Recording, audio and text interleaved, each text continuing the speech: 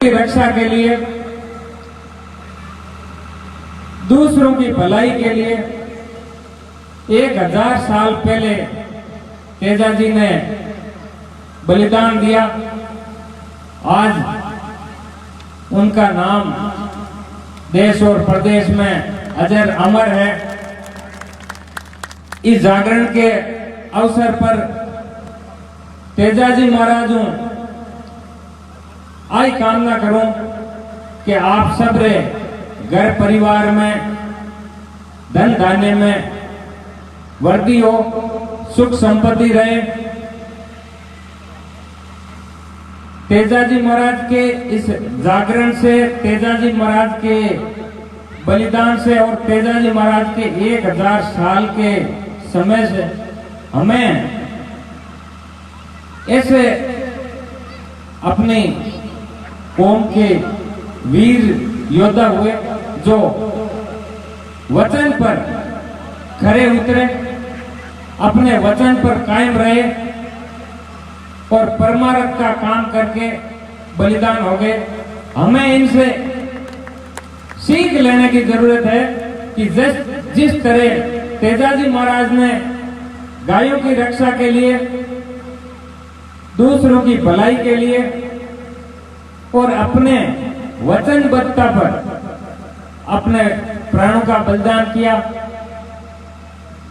आज हमें उनके आदर्शों पर चलकर हमें भी कुछ ऐसे प्रण लेने चाहिए कि हम भी किसी दूसरों की मदद कर सकें, भले और नेक काम के लिए आगे आए।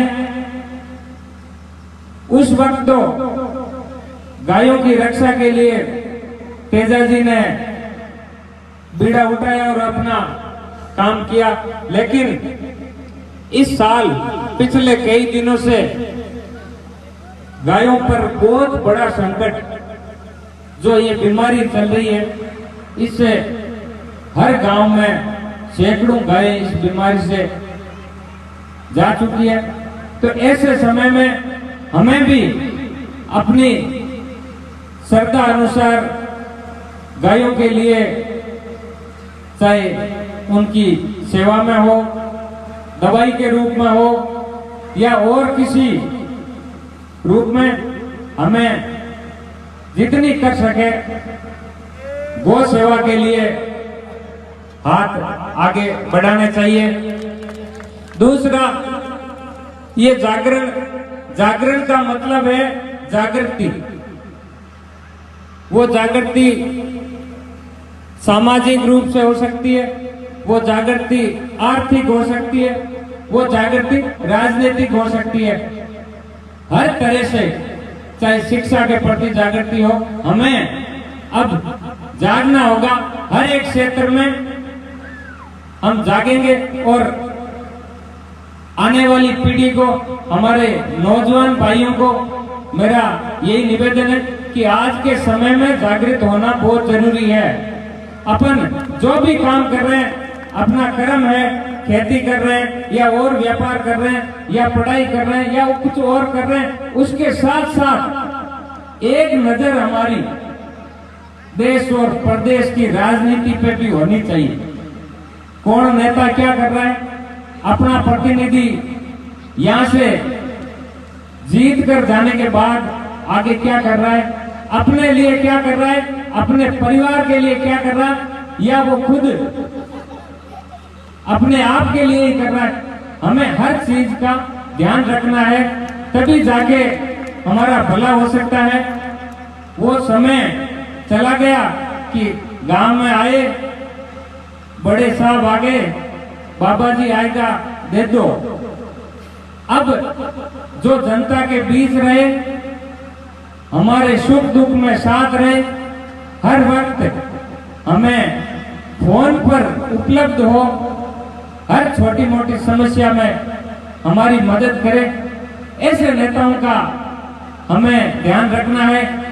ऐसा नहीं हो कि जयपुर से आए, दिल्ली से आए, पैराशूट से आए, 15-20 दिन चुनाव में अपने को मिले, उसके बाद कोई अता पता नहीं, फिर 5 साल से आ गए। ऐसे नेताओं को हमें ध्यान रखना है। साथ के साथ बड़ी संख्या में माताएं बहनें बैठी है, तो मैं ये कहना चाहूंगा कि यही वो धर्म की दूरी है जो सुबह उठने के बाद मोर कबूतरा ने चुगा डालन लेर पूरे दिन की जकी धार्मिक गतिविधियों जुड़ी रहे।